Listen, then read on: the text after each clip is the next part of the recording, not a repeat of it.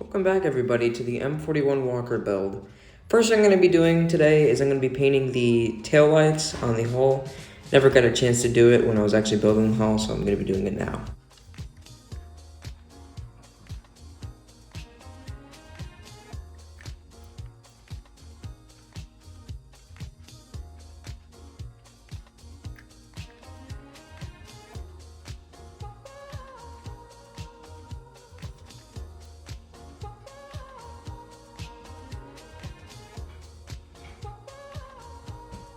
Then, because some of the details on the back of the hull, which would be chipped pretty heavily, I completely forgot to chip, so I grabbed a little sponge and some gunmetal paint, and I chipped all those small details.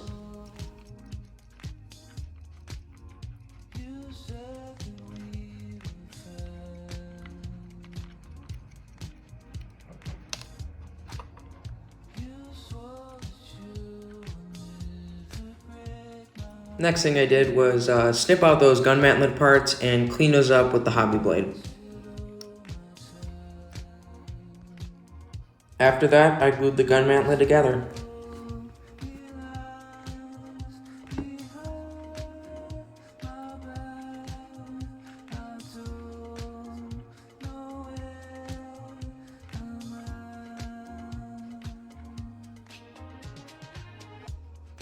Then I glued in the gun using some Revell contact cement.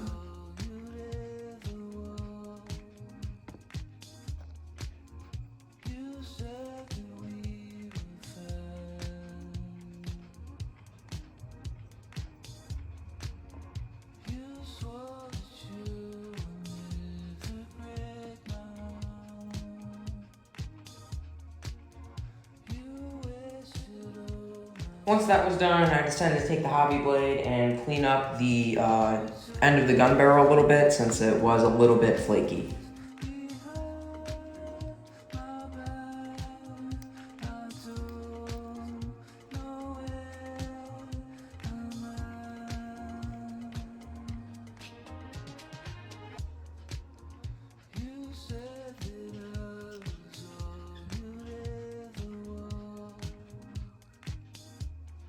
Then, using my favorite texturing method, I put some Tamiya cement on the surface and then took a small sponge and dabbed on the surface to create that realistic rolled armor texture.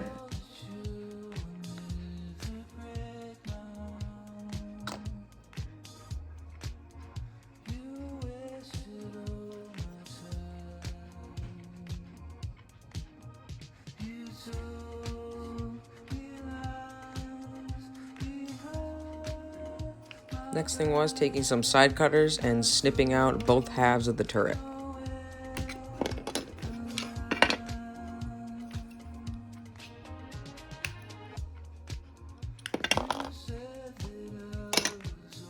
Then, using some sandpaper and the hobby knife, I sanded the edges down and made it look nice and clean.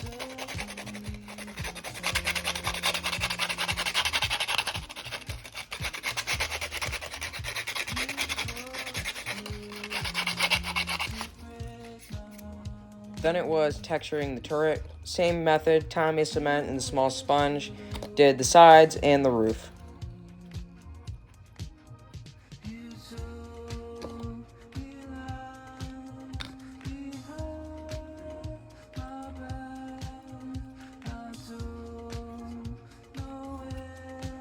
Here is the close-up with the gun mounted inside the turret.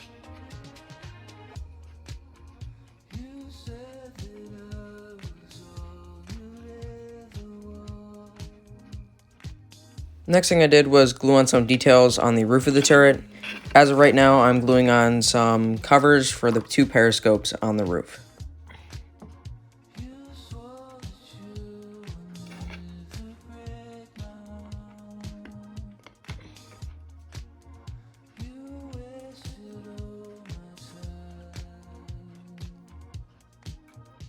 Now I'm snipping out the two radio antennas, and I'm going to put those into place with some Revell contact cement.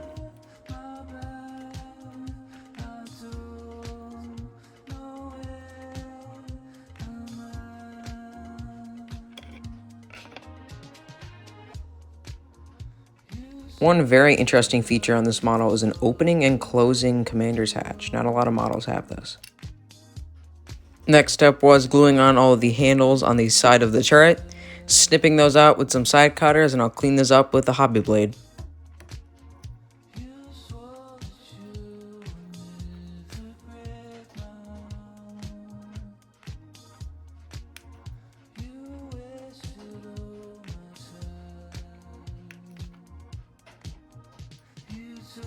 Now, using some Revell contact cement, I'll glue those into place.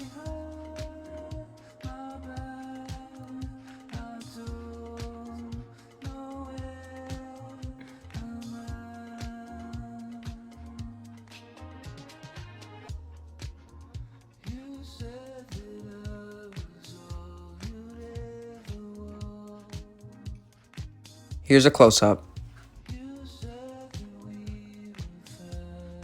There were a few more handles on the other side, so I'm going to be gluing those in again with some Revell contact cement.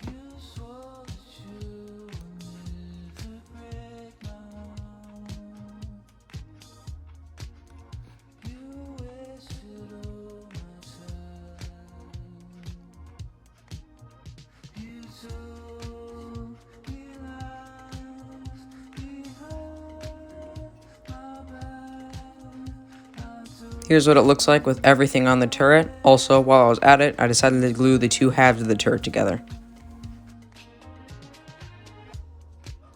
Once that was all ready, I mixed up some US olive dried paint and put it in the airbrush and gave the entire turret a good coat. I made this little tiny contraption here with a little tiny reading light and the airbrush to help see where the spray was actually going.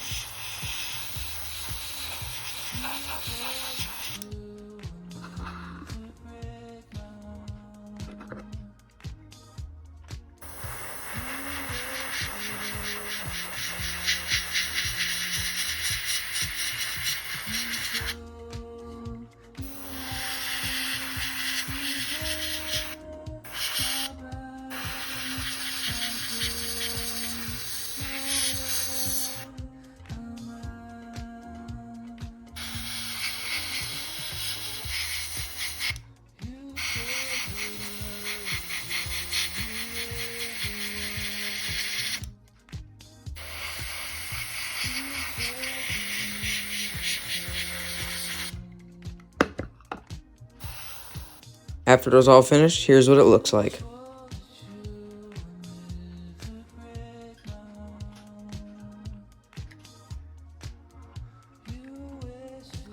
Now I'm using the airbrush in a lighter shade of olive green to simulate those highlights. The highlights are for places that would be affected by rainwater or sunlight, just to bring out that extra detail.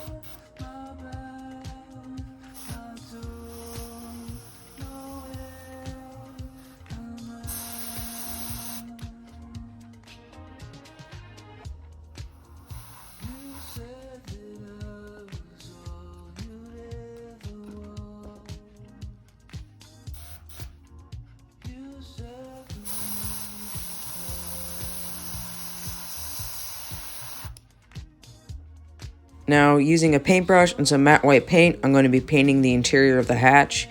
Tanks are generally painted matte white on the inside to help reflect sunlight and make it brighter and easier to see for the crew.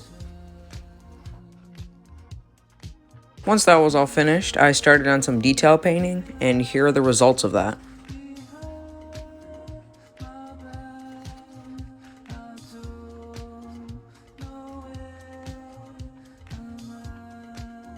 Once that was done, I began chipping of the turret, same method, some gunmetal paint and a sponge, and actually when I was doing this, I lost one of the small handles on the side of the turret. You'll see that in the video.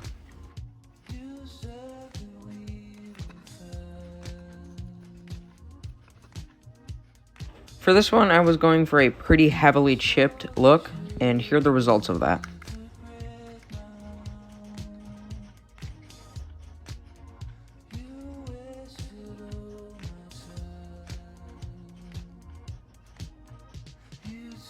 Next thing to do was work on the 50 cal, so I'm going to be snipping those out with my side cutters and cleaning them up with my hobby knife.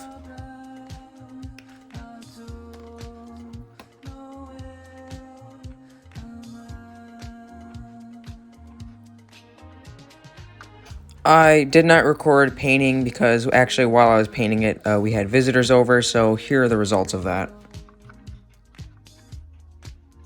Once that was all finished, next thing was doing some minor chipping on the 50 cal with a sponge and some gunmetal paint. Once that was finished, I painted up a sledgehammer which goes on the side of the turret, and using some Revell contactor cement, I glued that on.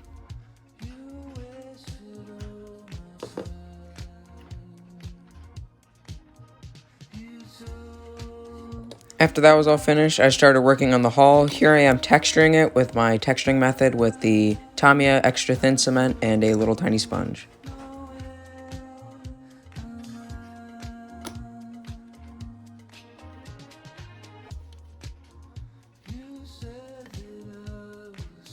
Once that was all finished, I snipped out the parts for the hull, like the tools and the hatches, and glued those on.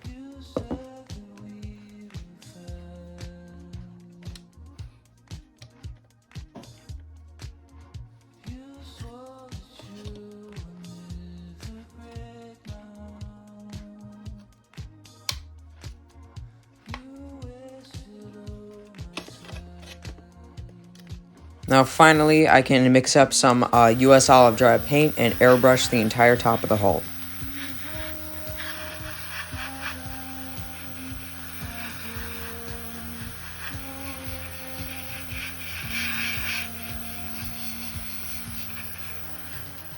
Once that was finished, I used the airbrush again. I thinned down some US olive dry paint with some matte white and highlighted all the details and all the edges on the upper half of the hull.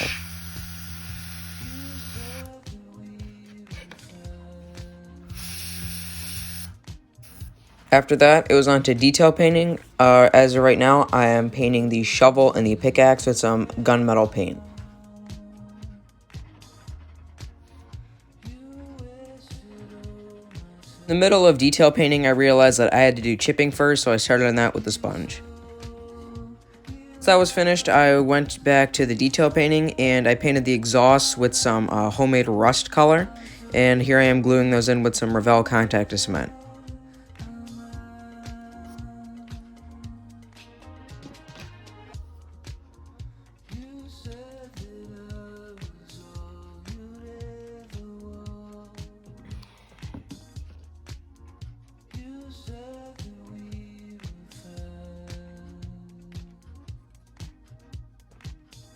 Here are the results of the detail painting and the rust color on the exhaust.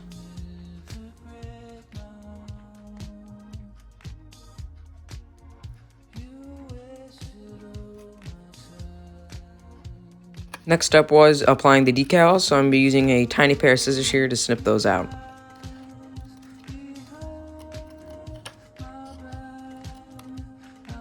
I was over, I watered down some PVA glue and applied it to the model before I put on the decal. This will prevent any silvering of the decal.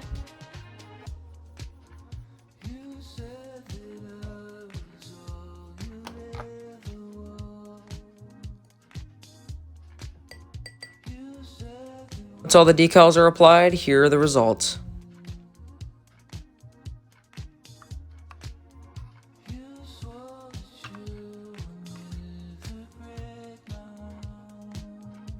When I was finished, I used a sponge and some gunmetal paint to chip the decal so they matched the turret. Next thing was doing some speckling, and the first part of that was taking off the tracks and a few of the road wheels.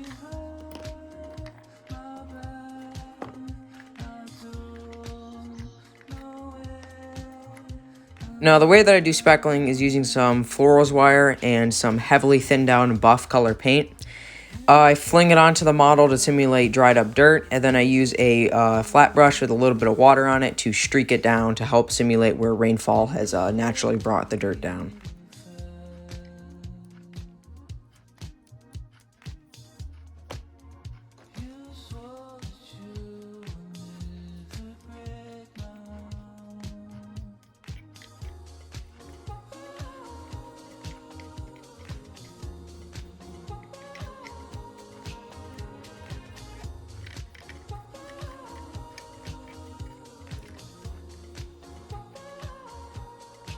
Once that was all finished, it was time for a wash over the entire model, so I thinned down some chocolate brown paint and using a wide chisel brush, brush the entire model down.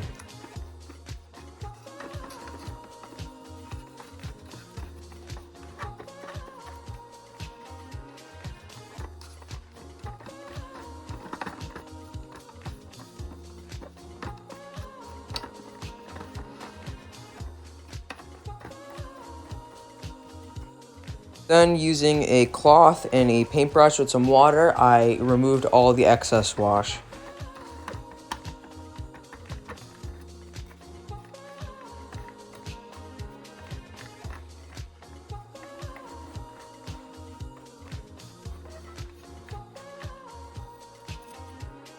Once that was finished, it was time for a black detail wash. So using a small brush and some heavily thinned down black paint, I exfoliate all the details on the model.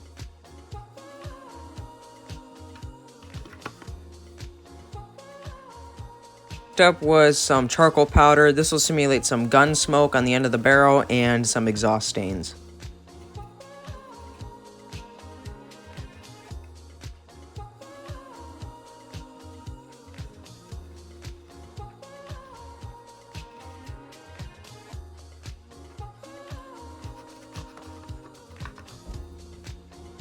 Once that was finished, I again used the charcoal powder, some PVA glue, and some water to make this thick, grimy wash to simulate where dirt is naturally accumulated. Then, using a homemade rust wash, I gave the entire model a few spots of rust.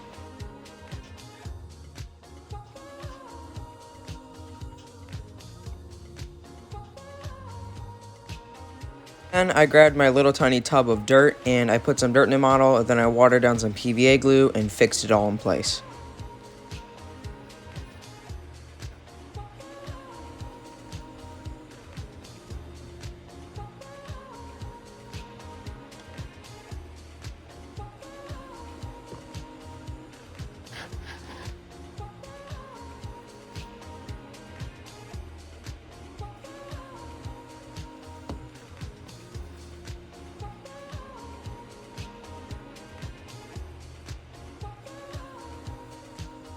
Once that was finished, using some gunmetal paint and my sponge, I gave the entire track some realistic chipping.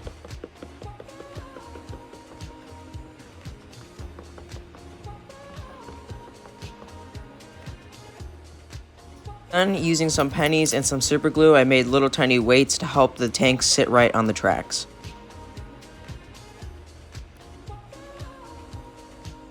Once that was finished, all they had to do was glue the hull together with some thin cement.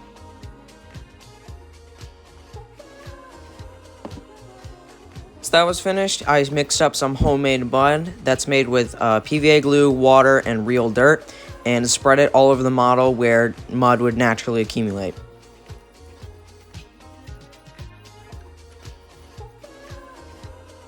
And with that, the actual tank is finished. I'll get started on the figures soon, and I'm going to leave you a few detailed photos for you to look at.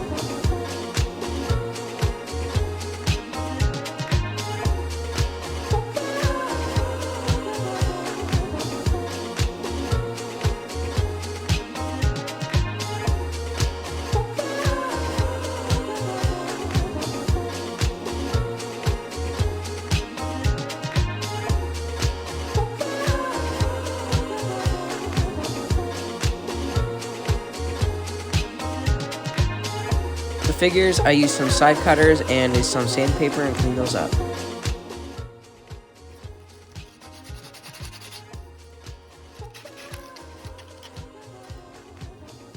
On to airbrushing them with some olive drab paint.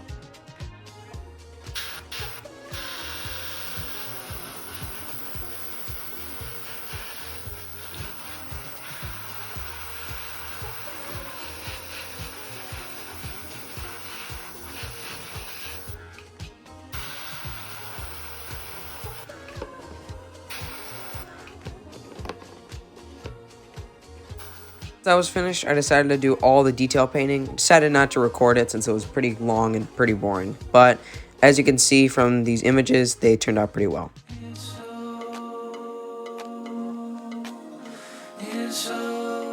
With that, the model is complete. Stay tuned for the next build video, and thank you for watching.